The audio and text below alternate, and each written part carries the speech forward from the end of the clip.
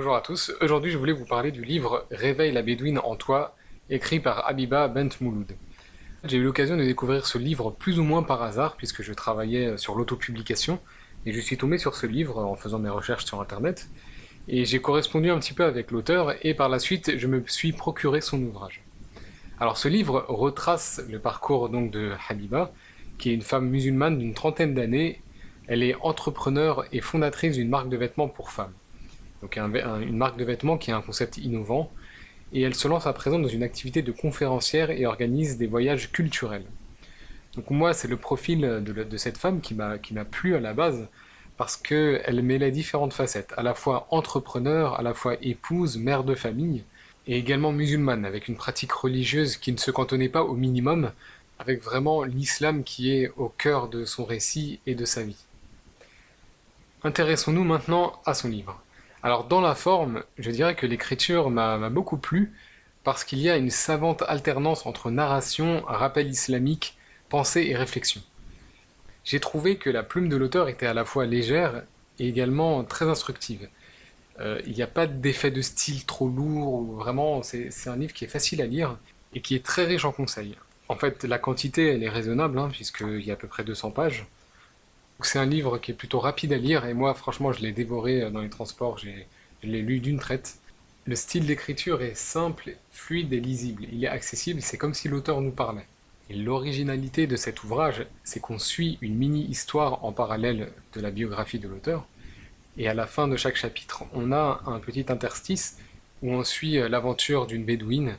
C'est en fait comme un roman d'initiation avec une bédouine qui va apprendre, qui va évoluer. Et ça symbolise évidemment l'auteur qui va vivre ses expériences et grandir. S'agissant du fond, ça m'a beaucoup plu parce que le livre a beaucoup de facettes différentes, ce qui rompt la monotonie qu'on ressent parfois au cours de certaines lectures. En effet, j'ai pu distinguer 3 grands thèmes. Le premier thème, c'est qu'il s'agit d'une autobiographie de l'auteur. On vit la progression de l'auteur qui était enfant et elle devient peu à peu adolescente, puis épouse, puis mère et enfin chef d'entreprise. On vit donc son évolution avec ses joies et ses tristesses.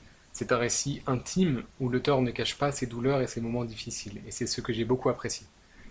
Deuxième aspect, il s'agit d'un manuel de conseils divers à destination des entrepreneurs et entrepreneuses, ainsi que des citoyens responsables. Effectivement, on retrouve une foule de petits conseils, donc de l'auteur, qu'on peut appliquer au quotidien, avec certains principes mis en avant, comme le minimalisme ou l'écologie.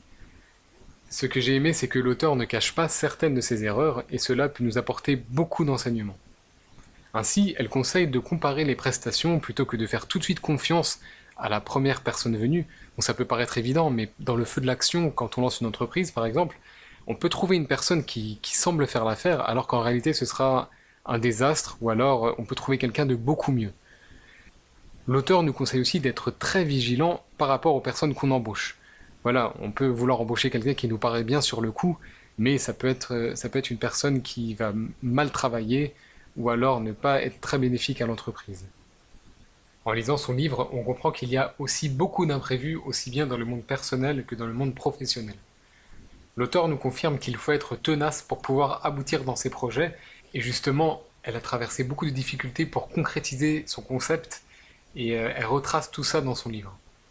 Enfin, on peut ajouter que son livre est également une énumération de rappels pour les croyants, donc des rappels religieux, et effectivement j'apprécie le volet spiritualité de ce livre, car l'auteur cite des versets coraniques et des paroles prophétiques pour contextualiser son aventure. Et cela donne beaucoup plus de profondeur à son récit, car elle met en parallèle son vécu avec des principes religieux. Alors maintenant, pour terminer, je voulais vous faire part de 3 leçons que j'ai retenues de ma lecture. Et d'abord, la première leçon concerne la pratique religieuse. Lorsqu'on pratique la religion de façon assidue, il faut s'attendre à ce que l'entourage ne le voit pas forcément d'un très bon œil. C'est ce qui est arrivé à l'auteur lorsqu'elle était ado.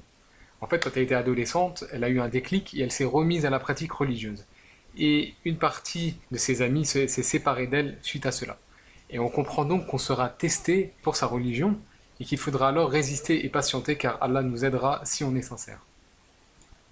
Deuxième leçon que j'ai retenue, c'est qu'il faut se méfier des gens. En effet, beaucoup sont mesquins et ne se remettent pas du tout en question, comme certaines personnes avec qui Habiba, donc l'auteur, a travaillé.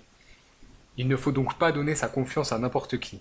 Et lorsqu'on est bien intentionné, qu'on a des bonnes dispositions et qu'on est honnête, on peut vite se faire avoir car on projette notre propre mode de pensée sur les autres. C'est pour cela qu'il faut faire très attention avec les personnes de notre environnement et les personnes avec qui on veut s'entourer. Troisième leçon, des petites actions peuvent avoir un grand impact. On lit par exemple que l'auteur avait une prof de français dans le secondaire qu'elle appréciait beaucoup et elle écrivait des textes sur des thèmes d'actualité pour que sa prof les lise. Et elle, cette prof, elle appréciait les lire jusqu'au jour où la jeune Habiba a écrit un papier sur le voile et la prof n'a pas vraiment accepté ce papier et ça l'a agacée, elle a montré son désaccord.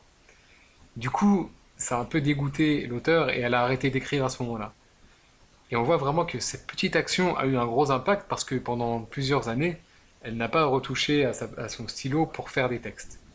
Et étant donné que moi-même je suis professeur, cette histoire a résonné en moi et je me dis que je dois faire très attention à mes actes et mes paroles du quotidien car ils peuvent avoir un impact décisif sur mon auditeur. Pour terminer, au final, j'ai beaucoup apprécié ce livre et je vous le conseille. Il est captivant, on traverse les épreuves qu'a vécues la Bédouine, entre guillemets, et on observe comment elle s'en est sortie. C'est impressionnant et c'est parfois palpitant, on accroche bien et on est vraiment plongé dans ses aventures.